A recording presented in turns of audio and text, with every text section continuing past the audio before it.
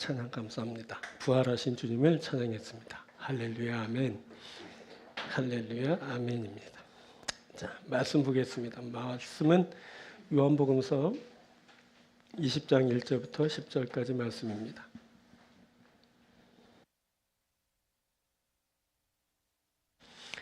요한복음서 20장 1절부터 10절 말씀.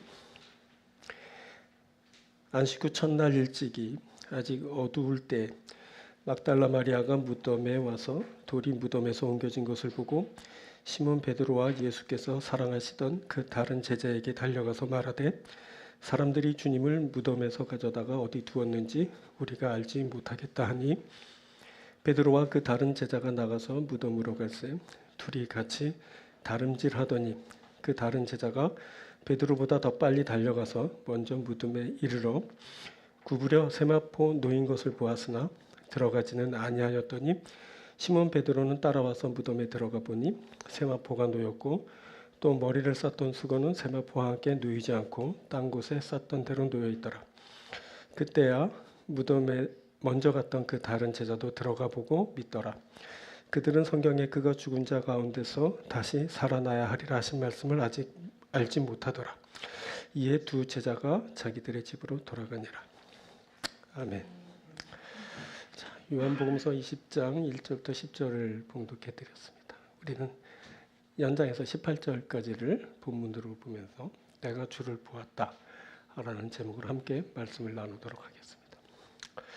자, 오늘 본문을 보면 예수님의 부활을 인식하는 과정을 보다라는 말을 사용해서 시각적으로 묘사하고 있습니다. 1절을 보면 돌이 무덤에서 옮겨간 것을 보고 또 5절을 보면 구부려 세마포 놓인 것을 보았으나 또 6절을 보면 무덤에 들어가 보니 세마포가 놓였고 8절에 들어가 보고 믿더라. 그리고 18절에 내가 주를 보았다 하고 이르니라. 자, 처음에 사람들은 예수님의 부활을 보고 알게 되었습니다. 보고 믿게 되었습니다. 보고 선포하였습니다. 그때 그들은 무엇을 보았을까요? 더 보기 위해선 무엇이 필요했을까요? 자, 그러면 우리가 무엇을 또 봐야 할까요? 무엇이 우리에게 필요할까요? 오늘은 그것을 함께 살피려고 합니다. 자, 오늘 세 부분으로 말씀을 드릴 텐데 오늘 말씀을 듣고 우리가 부활하신 주님을 보고 또 부활하신 주님을 또 선포할 수 있는 귀한 사람들이 될 수 있게 되길 바랍니다. 먼저 첫 번째는 빈 무덤을 보는 겁니다. 안식 후 첫날 막달라 마리아는 아직 날이 채 밝지 않은 어둑한 미명에 홀로 예수께서 누우셨던 무덤으로 발걸음을 옮깁니다. 막달라 마리아는 7 귀신이 씌어 고통을 받을 때 예수님에 의해 귀신에게서 자유케 해주신 은혜를 입은 여인입니다. 귀신 하나에 씌어도 고통일 텐데 무려 7 귀신이 그녀에게 들어가 있었으니 얼마나 고통이 심했겠습니까? 그런데 예수께서 그 귀신들을 다 쫓아내 주셨습니다. 마리아가 7 귀신에게서 자유케 되었습니다. 자, 마리아라는 이름은 시브리의 미리암이라는 이름을 헬라식으로 바꾼 것으로 반역이라는 의미를 갖는 말입니다. 이것은 반대되는 현상, 즉 반전 같은 일이 일어나는 것을 말하는 겁니다. 이 미리암의 어원은 마르이고 쓴, 비통한이라는 의미의 말입니다. 자, 출애굽한 이스라엘 백성들이 마라에 이르렀을 때 그곳 물이 있어서 마시지 못하게 되자 그곳 이름을 마라, 즉 마르라고 하였습니다. 자, 룻기를 보면 나오미가 타지에서 남편과 자식들을 다 잃고 자신을 더 이상 나오미라 하지 말고 마르라고 부르라라고 합니다. 그녀는 전능자가 자신을 매우 괴롭게 하였다고 고통을 호소하였습니다. 그런데 반전이 일어납니다. 모세가 야훼께서 가리키는 나무를 그 쓴물에 던질 때 그 물이 단물이 되었고 백성들이 그 물을 마시고 갈증을 해소하였습니다. 나오미가 며느리 룻과 귀향하여 전혀 다른 삶을 살게 되었습니다. 비통하고 쓴 인생이 반역이 일어난 것처럼 뒤집어진 겁니다. 본래 나오미의 뜻은 나의 기쁨, 나의 기뻐하는 자라는 의미의 말입니다. 쓰고 비통한 인생이 다시 기쁨으로 가득한 것으로 뒤집어지게 되었습니다. 반전의 역사가 일어난 겁니다. 자, 미리암의 헬라식 이름인 마리아라는 이름을 가졌던 막달라 마리아는 예수님을 만나면서 반전을 이루게 됩니다. 그녀의 쓴 인생이 뒤집어지게 된 겁니다. 비통한 인생이 기쁨이 가득한 인생이 되었습니다. 그녀를 괴롭히던 7 귀신이 다 떠났습니다. 다시 평안과 기쁨이 가득한 삶을 살게 되었습니다. 그 후로 이 막달라 마리아는 예수님을 따르는 자가 되었습니다. 그녀가 끝까지 예수님 곁을 지켰습니다. 사랑하기 때문입니다. 사랑하면 떠나지 못합니다. 사랑이니까 그런 겁니다. 지금 다른 제자들은 자신들의 목숨을 부지하겠다고 그 모습을 꼭꼭 숨기고 있는데 막달라 마리아는 두려움을 떨치고 예수님 곁을 지키려고 무덤을 향하고 있습니다. 그때 제자들은 목숨을 부지하였는지는 모르지만 죽은 상태에 들어가 있었습니다. 저들은 죽은 자처럼 모습을 드러내지 못합니다. 그런데 사랑은 두려움도 근심도 죽음도 이깁니다. 얼마 전 추정하던 모든 제자들이 살겠다고 도망하는 그 순간에도 마리아는 예수께서 가시는 그 마지막까지 자리를 지켰습니다. 예수께서 못 박히는 그 순간에도 마리아는 예수님에게서 시선을 거두지 않고 멀리서라도 지켜보고 있었습니다. 무덤에 안장하는 순간에도 마리아는 예수님의 마지막을 바라보며 함께 그곳에 있었습니다. 사랑은 나뉘지 않습니다. 그것은 생명과 생명이 이어지는 것이 사랑이기 때문입니다. 사랑은 생명으로 온전히 하나됨을 이룹니다. 이제 막달라 마리아는 아직 어두울 때 두려움을 이기며 무덤에 누워 있는 예수님을 보러 가고 있습니다. 이 막달라 마리아가 예수님의 죽음을 누구보다도 더 안타까워하고 애통해하는 것은 받은 사랑이 많았기 때문입니다. 그래서 예수님의 사후에도 그 생전의 모습을 잊지 못하며 그 받은 사랑에 대한 도리를 다 하려고 하는 겁니다. 그녀가 아무도 운신하지 않는 새벽에 두려움을 무릅쓰고 무덤을 찾아갑니다. 자, 사랑은 힘입니다. 결핍도 근심도 실망도 다 이깁니다. 자, 근데 마리아가 발견한 것은 예수의 모습이 아니었습니다. 놀랍게도 마리아는 그 누군가에 의해 저질러졌을 법한 현장을 보게 되는데 그것은 무덤을 막고 있던 커다란 돌이 한쪽으로 옮겨진 모습이었습니다. 이 모습을 본 마리아는 황급히 달려가서 베드로와 예수께서 사랑하시던 제자에게 그 사실을 알렸습니다. 마리아로부터 그 소식을 들은 베드로와 예수께서 사랑하시던 그 다른 제자가 무덤으로 달려갔는데 그들이 본 것도 역시 빈 무덤이었습니다. 자, 그때 달리기 시합이 있었습니다. 이 달리기 시합에서 예수께서 사랑하시던 제자가 베드로를 이겼습니다. 그런데 베드로가 먼저 무덤에 들어갔습니다. 이 시합에서 이긴 것은 최종 목적지인 무덤에 먼저 들어간 베드로입니다. 예수께서 사랑하시던 제자는 무덤에 먼저 도착해 놓고는 유유부단한 성격 때문인지 두려움 때문인지 머뭇거리다 무덤에는 들어가지 못했습니다. 자, 이 예수께서 사랑하시던 제자는 그 외에도 자신의 맹점만 계속 드러내고 말았습니다. 그는 구부려 무덤 안을 들여다보고는 그것으로 그냥 끝내고 말았습니다. 그는 무덤에 온 그 목적을 이미 이룬 것처럼 그냥 그렇게 그곳에 멈춰서 버리고 말았습니다. 자, 무엇보다 그는 건성으로 보았습니다. 자, 오늘 본문에 보다라고 번역된 헬라어 원문은 총 3종류의 다른 단어로 쓰이고 있습니다. 이 단어들은 그 볼 수 있는 수준을 각각 다르게 나타냅니다. 먼저 빈 무덤이라는 것을 확인했을 땐 블레포라는 단어가 쓰였습니다. 그때 예수께서 사랑하시던 제자가 이 시선으로 무덤을 보았습니다. 그 다른 제자가 먼저 무덤에 이르러 구부려 세마포 놓인 것을 보았으나 할 때 블레포로 본 겁니다. 이 블레포라는 단어의 뜻은 기본적으로 보다라는 것을 말할 때 쓰였고 눈이 멀다의 반대 개념으로 쓰였습니다. 이 블레포라는 단어는 눈의 기능에 강조를 두고 인지하다, 통찰하다라는 의미로 사용되었지만 하나님 또는 주님을 보다라는 말을 할 때는 사용되지 않았습니다. 다시 말해서 이 블레포라는 말은 눈이 멀지 않은 상태에서 사물을 보고 인지는 하지만 깊이 있게 보지 못하는 정도의 시력을 말하는 겁니다. 그때 예수께서 사랑하시던 제자가 무덤 안을 들여다보았을 때 이 시력, 즉 블레포로 보았습니다. 그래서 그는 눈으로 무덤이 빈 것을 보게 되었지만 눈으로만 보고 그 이상은 보지 못했습니다. 이 예수께서 사랑하시던 제자는 몸이 날쌔서 달리기는 잘했을지는 모르지만 그 외에는 다 지고 말았습니다. 무덤에 선뜻 들어가지도 못했고 건성으로 보고 말았습니다. 그래서 그는 당황했고 허탈해했죠. 그리고 그 허탈한 그 마음은 곧 포기로 이어지고 말았습니다. 그가 그냥 집으로 돌아가고 말았습니다. 자, 시력을 갖추지 못한 자에게 빈 무덤은 실망스러운 장소입니다. 빈 무덤을 보면 예수께서 부활하셨다라는 것을 떠올려야 하지만 부활하신 예수님을 상상조차 할 수 없었던 자에게는 빈 무덤은 그냥 실망스러운 현장이었던 겁니다. 자, 우리도 눈을 갖고 있죠. 우리도 봅니다. 우리도 빈 무덤을 봅니다. 우리가 어떻습니까? 지금 여러분은 어떻습니까? 우리가 그때 그 사람들처럼 허탈해하고 당황해하고 있지는 않을까요? 자, 우리는 누구입니까? 우리는 주 예수의 사람들입니다. 우리가 좀 더 나은 시력을 필요로 합니다. 우리가 좀 더 나은 시력으로 볼 수 있을 겁니다. 주께서 오늘 우리의 눈을 열어 보게 하실 겁니다.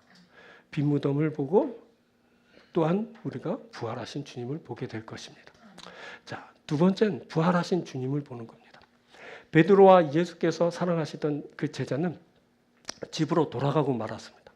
홀로 남겨진 마리아는 감히 무덤 안을 들여다보거나 안으로 들어갈 엄두를 내지 못한 채 밖에서 울고 있었습니다.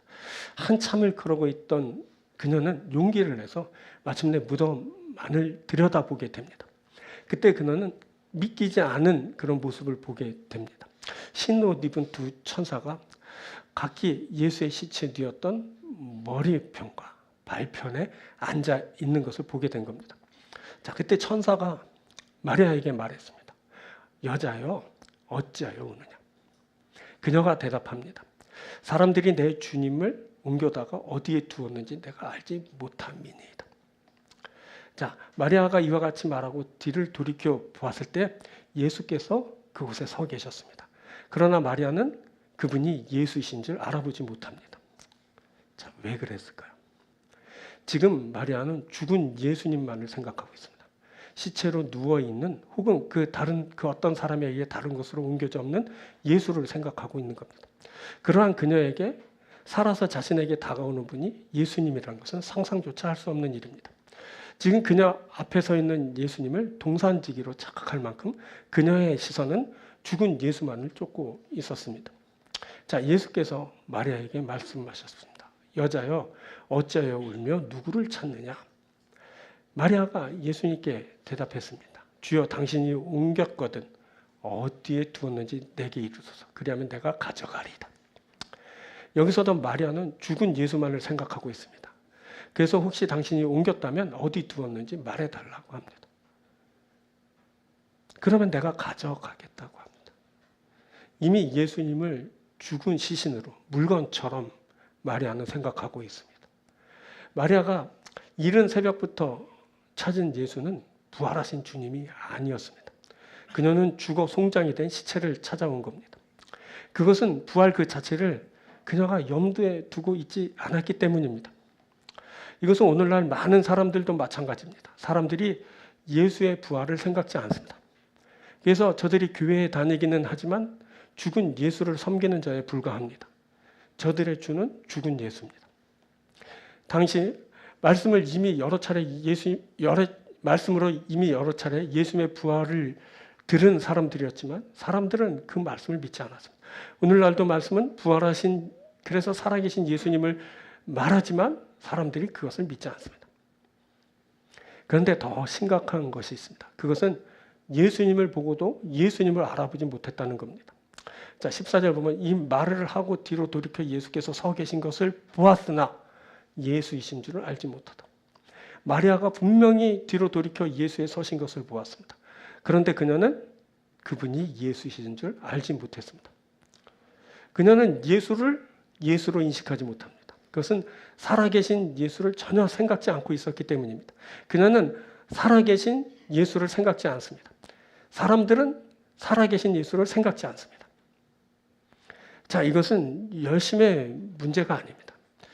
마리아는 열심으로는 타의 주종을 불허합니다. 그녀는 체포, 구금, 재판, 처형이 이루어지도록 예수님 곁에 있었고 지금은 그 새벽에 두려움을 떨치면서 예수님을 만나기 위해 무덤을 찾았습니다. 그런데 그녀의 이 모든 열심이 무색하게도 그녀는 예수님을 알아보지 못했습니다. 그녀의 열심이 예수님을 알아보는 것으로 연결되지 못하고 있는 겁니다. 자, 이것은 인간의 부족함을 여실히 보여줍니다. 그렇게 열심을 다해도 인간은 여전히 부족한 존재입니다. 그래서 보아야 할 것을 보지 못합니다. 알아봐야 하지만 인식하지 못합니다. 하지만 이 부족함을 그 누구도 비난하지는 못합니다. 그녀처럼 모든 것을 다한 사람은 또 없기 때문입니다. 자, 그래서 보니까 이것은 비단 그녀만의 문제가 아닙니다. 이것은 인간의 보편적인 문제인 겁니다. 인간은 보는 것의 한계를 드러냅니다. 한계를 가진 인간은 보고 있으면서도 알아보지 못합니다.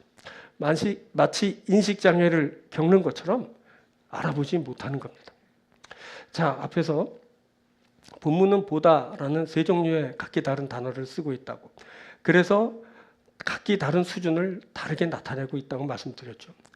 먼저 눈이 멀지 않은 상태여서 사물을 보고 인식은 하지만 깊이 있게 보지 못하는 정도의 시력을 말하는 블레포를 말씀드렸습니다. 그때 무덤에 먼저 도착한 예수께서 사랑하시던 제자가 이 시력 블레포로 무덤 안을 들여다보았습니다.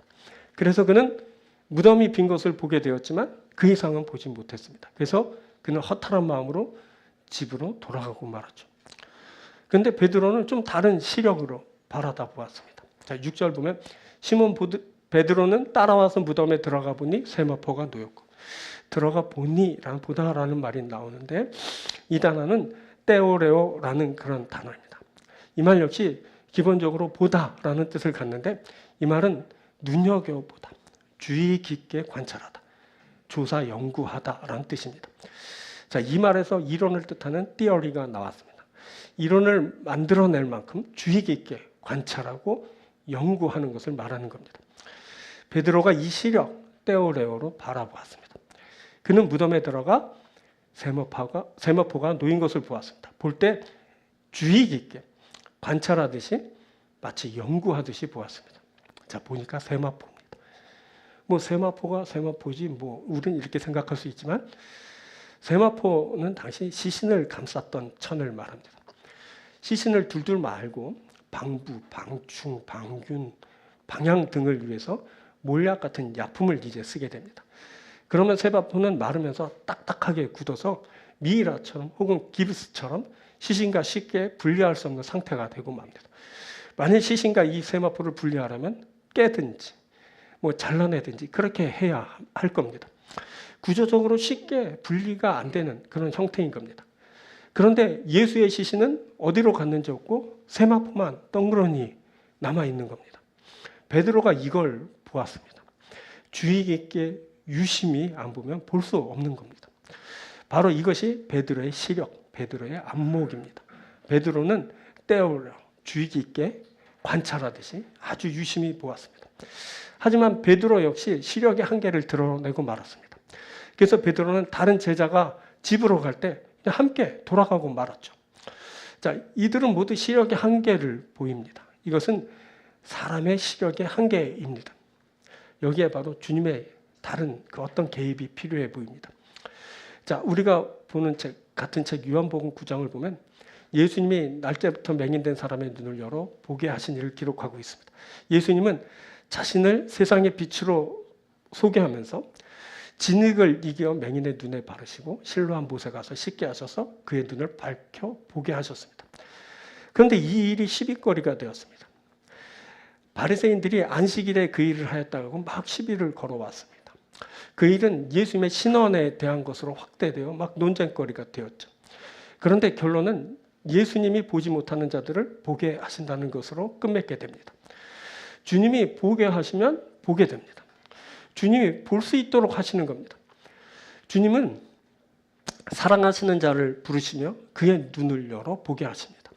그때 예수께서 마리아의 이름을 호명하여 부르셨습니다. 마리아야. 주님이 그녀의 이름을 부르실 때 마리아의 눈이 확 열렸습니다. 마리아는 선생님 하고 예수님께 안기려 했습니다. 예수님은 그때 나를 붙들지 말라. 내가 아직 아버지께로 올라가지 아니하였노라 라고 말씀하여 주셨습니다. 보니까 아직 아버지도 뵙지 않았습니다. 마리아를 아버지보다 먼저 본 겁니다. 마리아에게 먼저 그 몸을 보이셨습니다. 이렇게 마리아를 만나기 위해 마리아에게 그 몸을 보이시려고 마리아가 처음 빈 부덤을 발견한 후 제자들에게 그것을 알리려고 알리려고 간 후 무덤에게 돌아오기까지 그곳에서 주님은 계속 기다리셨습니다. 자, 그 시간을 무시할 수는 있지만 한번 보십시오. 그 시간은 예수님에게 아주 소중한 시간입니다. 한시 빨리 아버지를 찾아뵈어야 하는 그 시간이었던 겁니다. 그런데 그 시간에 마리아가 동네에 있는 제자들을 찾아갔습니다. 그리고 그곳에 가서 이러쿵저러쿵 다 설명을 하고 다시 무덤으로 돌아왔습니다. 그때까지 예수님은 그 무덤에서 계속 기다리신 겁니다. 자, 그 이유가 뭘까요? 그 이유는 단 하나, 부활체를 마리아에게 보이시기 위함입니다. 자, 요한복음서 14장, 우리가 보는 요한복음서의 14장 말씀입니다. 21절. 나의 계명을 지키는 자라야 나를 사랑하는 자니 나를 사랑하는 자는 내 아버지께 사랑을 받을 것이요. 나도 그를 사랑하여 그에게 나를 나타내리라. 이 말씀은 뭐냐면 나를 사랑하는 자에게 나를 나타내리라 라는 말씀입니다. 그래서 마리아에게 주님이 자신을 나타내 보이신 겁니다. 마리아에게 주님을 보이시기 위해 주님이 그렇게 기다리셨습니다. 사랑이 중요합니다. 여러분, 사랑이 주님을 만나게 합니다. 여러분, 사랑이 주를 보게 합니다. 주님은 주님을 사랑하는 자에게 자신을 나타내 보이십니다. 주님은 마리아의 섬김에 상응하는 결과를 보이셨습니다. 그녀의 사랑에 대한 은혜는 그녀의 이름을 불러주시고 그녀에게 제일 처음으로 나타나 보이시는 것이었습니다. 그 부르심을 통해 그녀의 눈을 여시고 그렇게 애타게 찾고 있는 주님의 모습을 시신이 아닌 살아계신 모습으로 드러내 보이신 겁니다. 자, 열리는 눈. 그 부활의 아침에 주님을 볼 수 있는 그것은 주님의 부르심에 자연적으로 따라오는 결과입니다. 그리고 그 부르심은 주님에 대한 사랑의 결과입니다. 주님을 사랑하면 됩니다. 주님을 사랑하십시오. 주님을 사랑하면 그때 주님이 우리를 부르실 겁니다. 우리는 그때 주님의 부활의 주를 보게 될 겁니다. 우리의 주님은 십자가에 죽어 무덤에 썩어 없어진 예수가 아닙니다. 우리의 주님은 십자가에서 죽음을 당하셨지만 무덤에서 일어나신 살아계신 주 예수님입니다. 우리가 섬기는 주님은 죽은 예수가 아닙니다. 우리가 섬기는 주님은 살아계신 주 예수님이십니다. 우리가 눈을 열어 이 살아계신 주 예수님을 보길 원합니다. 우리는 부활하셔서 살아계신 주 예수님을 보게 될 겁니다. 주님이 이름을 불러주었을 때 우리의 눈이 열리고 우리의 그 열린 눈으로 우리는 살아계신 주님을 보게 될 겁니다. 우리가 온전히 보게 될 겁니다. 주님을 사랑하셔서 사랑하는 여러분에게 주님이 이름을 불러주시고 그래서 여러분들의 눈이 열리고 그래서 마침내 부활의 주를 볼 수 있는 여러분들이 되길 축원드립니다. 세 번째, 사명 보는 겁니다. 예수님은 마리아의 이름을 불러주시고 마리아에게 사명을 주십니다. 17절. 너는 내 형제들에게 가서 이르되 내가 내 아버지 곧 너희 아버지 내 하나님 곧 너희 하나님에게로 올라간다 하라. 자, 보니까 너는 가서 전하라 라고 말씀하셨습니다. 자, 제일 중요한 사명을 그녀에게 맡기신 겁니다. 이보다 더한 영광이 또 어디 있을까요? 부활하신 주님을 제일 처음 뵙게 된 영광뿐만 아니라 그것을 가서 전할 수 있는 사명도 주셨습니다. 그런데 앞에서 우리가 살펴보았듯이 막달라 마리아는 7 귀신에 쓰인 전력을 가진 사람이었습니다. 이런 여인을 예수님의 부활의 증인으로 세우신 것이 그냥 놀랍습니다. 아무리 완치되어서 예수님을 섬기는 자가 되었다고는 하나 그 여인은 귀신 들렸던 사람입니다. 더군다나 막달라 마리아는 여인입니다. 여인. 예수님의 부활의 증인으로 적합하다고 생각하는 남제자들이 있습니다. 수제자 베드로가 있고 또 예수님이 사랑하셨던 제자도 있습니다. 자, 당시 사회적 배경을 보면 여인을 그것도 귀신 들렸던 전력이 있는 사람을 그 중요한 예수님의 부활의 증인으로 세우셨다는 것은 너무나도 파격적인 일이었습니다. 자칫 부활의 신빙성에 문제가 제기될 수도 있습니다. 귀신 들렸던 사람이 사람의 말을 어떻게 믿을 수 있단 말인가? 뭐 이러지 않았겠습니까?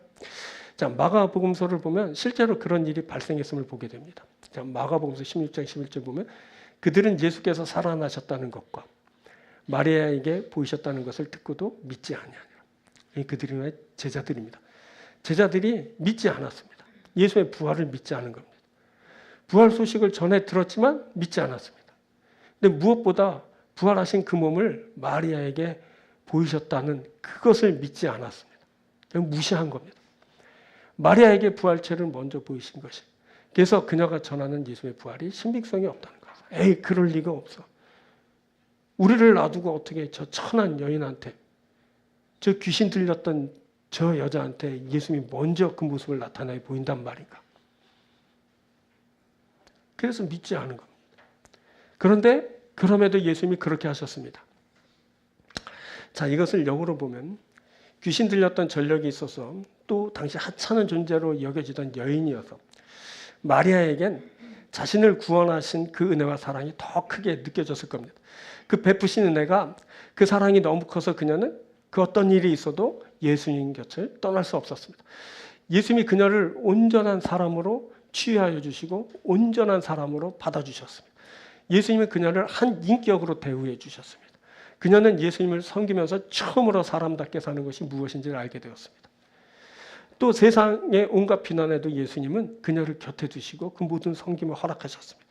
예수님은 그녀의 모든 것을 다하여 섬기는 그 헌신을 귀하게 여겨주셨습니다.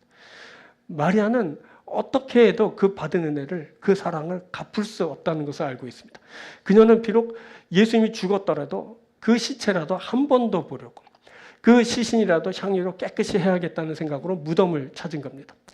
마리아는 안식일이 끝나길 기다렸다가 끝나자마자 제일 이른 시간에 무덤을 찾았습니다. 예수께서 이것을 귀하게 보셨습니다. 예수님이 그녀에게 부활의 증인의 사명을 주어 보내시게 되었습니다. 바로 사랑 때문입니다. 사랑입니다. 자, 좀 전에 보았던 그 14장 말씀을 좀 더 길게 한번 봅니다. 내가 너희를 고아와 같이 버려두지 아니하고 너희에게로 오리라. 조금 있으면 세상은 다시 나를 보지 못할 것이로되 너희는 나를 보리니 이는 내가 살아있고 너희도 살아있겠습니다. 자, 21절. 나의 계명을 지키는 자라야 나를 사랑하는 자니 나를 사랑하는 자는 내 아버지께 사랑을 받을 것이요 나도 그를 사랑하여 그에게 나를 나타내라. 자, 보니까 내가 살아있어 너희가 나를 다시 보게 될 것이다. 이렇게 말씀하셨습니다. 그날에는 나를 사랑하는 자에게 나타내리라. 이렇게 말씀하셨습니다. 그래서 마리아에게 주님이 자신을 나타내 보이신 겁니다.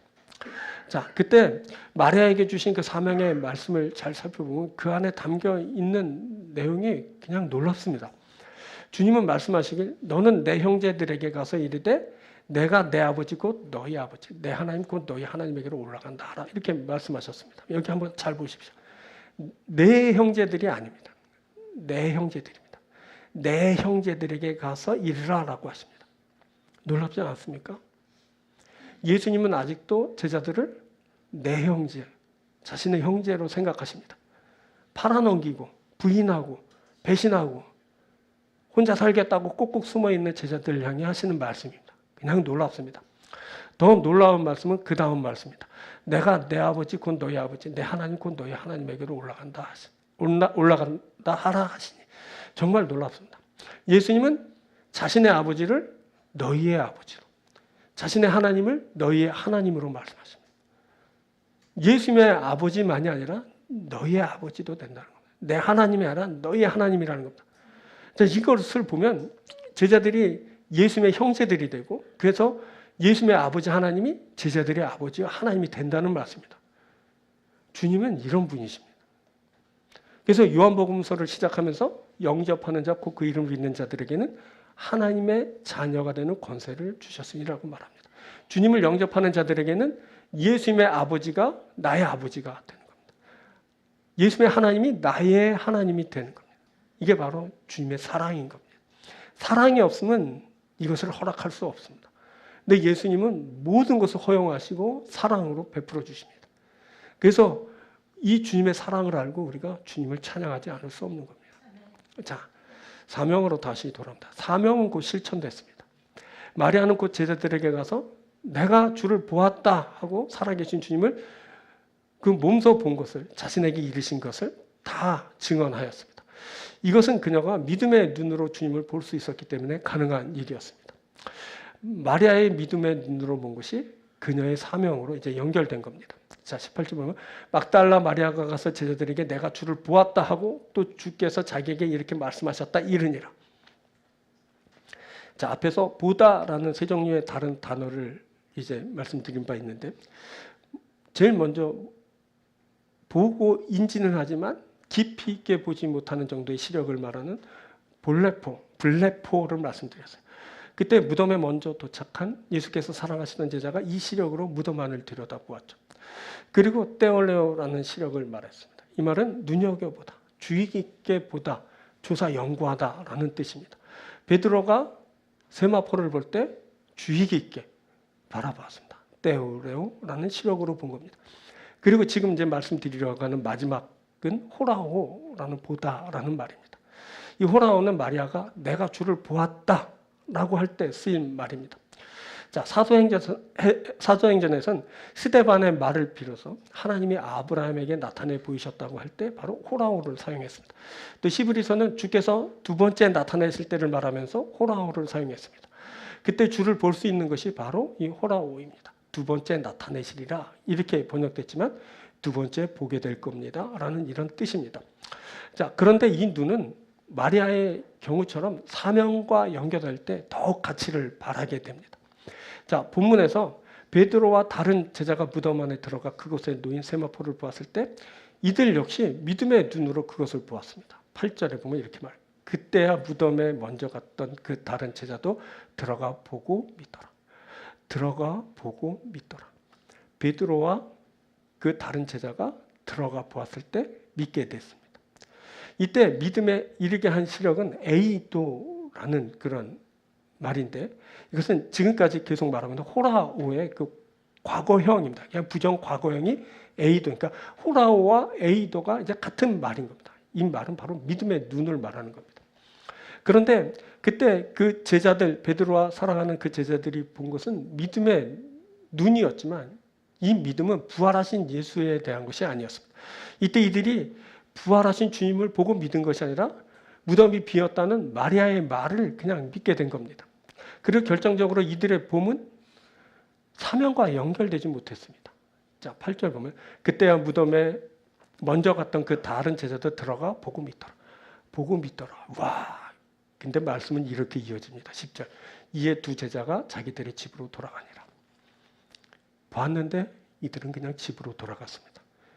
집은 일이 끝났을 때 돌아가는 곳입니다. 집은 더 이상 볼 일 없다고 판단될 때 돌아가는 곳입니다.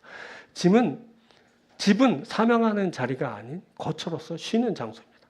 그때 베드로와 다른 한 제자는 집으로 돌아갔습니다. 이젠 정말 다 끝났다고 판단하고 집으로 간 겁니다. 더 이상 볼 일 없다고 판단하고 집으로 돌아간 겁니다. 자, 본다고 그래서 믿음이 생성되었다고 다 사명하는 것은 아닙니다.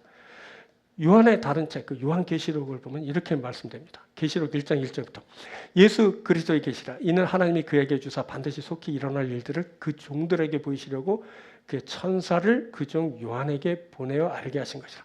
요한은 하나님의 말씀과 예수 그리스도의 증거, 곧 자기가 본 것을 다 증언하였느니라. 자, 요한은 하나님의 말씀과 예수 그리스도의 증거, 곧 자기가 본 것을 다 증언하였다. 요한은 자기가 본 것, 그것을 증언한 증언자입니다. 이게 본 것은 에이도, 호라오라는 그런 말입니다. 자기가 본 것을 증언하는 것, 그것이 사명자입니다. 증언하는 일, 그것이 사명입니다. 보고 집으로 돌아간 자는 자신이 본 것을 자신의 믿음을 위한 것으로 사용한 사람입니다. 이 사람은 보고 믿음의 사람이 되었지만 그것으로 만족한 사람입니다. 이 사람도 믿음에 이르렀기에 대단하다고 생각되지만 자신이 본 것을 자신의 믿음뿐만 아니라 다른 사람의 믿음을 위해 선포한 사람이 더 위대한 사람입니다.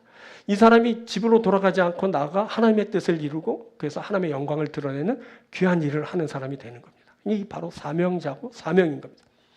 이 사람은 주께 사랑을 받은 사람입니다. 이 사람은 주님을 사랑하는 사람입니다. 사랑하면 여러분 그의 일을 합니다. 그래서 주님은 베드로에게 사명을 주시기 전 그를 다시 찾아가셔서 사랑을 확인하셔야 했습니다. 베드로는 주님에 대한 사랑 고백을 하고서야 주님의 양을 먹이라라는 사명을 받을 수 있었습니다. 베드로야, 나를 사랑하니? 예, 주님이 아십니다.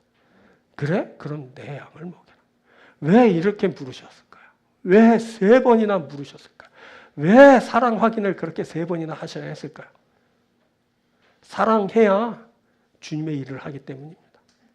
사랑해야 주님께서 맡겨진 양을 먹이고 칠 수 있기 때문에 그럽니다. 여러분, 그를 사랑해야 그의 일을 합니다. 주님을 사랑하면 주님의 일을 합니다. 이건 하지 말라고 막 말려도 하게 되는 그런 자연스러운 현상입니다. 중요한 것은 여러분 사랑입니다. 사랑은 많은 경우 믿음보다 앞섭니다. 믿음이 하지 못하는 것을 사랑은 합니다. 사랑은 함께하는 힘이고 모든 것을 가능케 하는 능력입니다. 우리가 사랑한다면 사랑하는 이의 일을 하게 될 겁니다. 우리가 주를 사랑한다면 주를 위한 일을 하게 됩니다. 이건 강요나 의무가 아닌 사랑해서 하는 사랑의 행위입니다. 사랑하면 사랑하는 일을 위하고 그 사랑하는 일을 위하는 것이 바로 사명입니다. 우리가 주님을 사랑하면 주님을 위한 일을 하고 그것은 곧 우리의 사명이 되는 겁니다. 자, 이것은 하나님에게까지 적용되는 원리입니다. 우리가 제일 좋아하는 성경 구절 요한복음 3장 16절 하나님이 세상을 이처럼 사랑하사 독생자를 주셨으니 뭐라고요? 하나님이 사랑하사 이처럼 사랑하사 독생자를 주셨다고 말해요. 하나님이 독생자를 내어주신 것은 뭐 때문이에요? 사랑하셔서. 사랑하시면 내주게 돼 있는 거예요. 사랑하셔서 독생자를 주신 거죠. 하나님도 그러셨어요. 사랑하셔서 하나님 사명하신 거예요. 그게 뭔지 아세요? 아들 내주는 거예요. 사랑하시기 때문에 내주신 거예요. 사랑하면 사랑하는 대상을 위하게 돼 있어요. 너무나 사랑해서 가장 소중한 것을 위하여 내주는 거죠. 자, 예수께서 우리를 사랑하시는 것을 그가 우리를 위하여 목숨을 버리신 것을 통해 알게 됩니다. 이번엔 요한복음서가 아니라 요한의 다른 책 요한일서 3장 16절을 보면 이렇게 말해요. 그가 우리를 위하여 목숨을 버리셨으니 우리가 이로써 사랑을 알고 우리도 형제들 위하여 목숨을 버리는 것이 마땅하다. 그가 우리를 사랑해서 우리를 위하여 목숨을 버리신 거예요. 우리를 위해 목숨을 버리셨으니 우리가 그래서 사랑을 알게 된 거예요. 그의 사랑을 어떻게 아냐면 우리를 위했기 때문에 목숨을 버렸기 때문에 알게 된. 이걸 지금 여러분 잘 이해하고 계십니까? 그래서 우리가 누군가를 사랑하면 우리가 그를 사랑하게 될 거다라는 그런 말입니다. 이것이 뭐라고 말하냐면 마땅한 일인 것. 당연한 일, 당연한 녀석.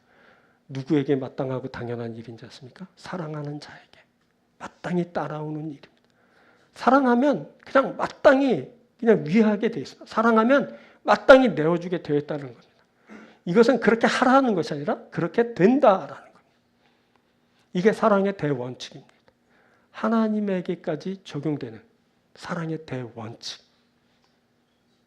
사명은 사랑해서 하는 겁니다. 믿음으로는 부족하죠. 사랑해야 합니다. 우리가 주를 사랑한다면 주를 위한 일을 하게 될 겁니다. 마리아처럼 하는 겁니다. 마리아는 주님을 사랑해서 주님의 일을 했습니다. 그녀가 위대한 사명자입니다. 마리아는 너는 가서 내가 아버지 하나님께로 올라간다 전하라 라는 말씀을 듣고 가서 내가 주를 보았다 하고 주께서 나에게 이렇게 말씀하셨다라고 전했습니다. 사명입니다. 자, 성경을 보면 이런 마리아에 대한 표현을 따로 하고 있지 않지만 마리아는 주님으로부터 직접 파송을 받았고 사도들에게 주의 말씀을 선포한 사도들의 사도입니다. 그날 사명이 그렇게 주어지고 진행됐습니다. 주님은 사랑해서 마리아를 택하시고 그녀를 존귀히 세우시고 그녀를 통해 부활의 소식을 선포케 하셨습니다. 마리아는 주님을 사랑해서 주를 보고 주의 말을 듣고 그것을 선포했습니다. 사랑해서 하는 겁니다. 오늘 눈에 대해서 말씀드렸지만 눈을 열어야 주를 보고, 그런데 그것이 너무 제한적이어서 주께서 개입하시고 우리를 사랑하셔서 우리의 이름을 불러주실 때에야 우리의 눈이 완전히 열려서 주를 보고 알게 된다는 말씀드렸습니다. 빈무덤을 보는 것, 주님을 보는 것, 사명을 보는 것, 다 사랑에서 볼 수 있는 것들입니다. 사랑이 필요합니다. 우리가 주님을 사랑하면 우리가 빈무덤을 보고도 주님이 부활하셨다. 주님을 보고도 주님을 알아보면서 주님이시군요. 주님을 내가 사랑합니다. 라고 고백하게 될 거예요. 주님이 그 어떤 말씀을 하셔도 주님, 내가 주님을 사랑하니 그것도 하겠습니다. 가서 사명하게 될 겁니다. 주님의 사랑이 여러분들과 함께하고 여러분들에게 주님을 사랑하는 그 사랑이 생성이 돼서 주님을 온전히 사랑하는 역사가 있게 되길 바랍니다. 그러면 부활하신 주님이 우리 주님이 되고 부활하신 주님께서 우리에게 주신 그 사명이 우리의 사명이 돼서 우리가 하나님 나라를 구하고, 그래서 우리가 하나님 나라가 되고 의가 되고 주의 기업이 되고 영광을 주께 드리는 귀한 백성이요 자녀가 될 줄 믿습니다. 사랑하는 여러분, 주님이 부활하셨습니다. 부활하신 주님이 우리를 사랑합니다. 부활하신 주님을 또 우리가 사랑합니다. 우리에겐 사랑이 충만합니다. 기도하겠습니다.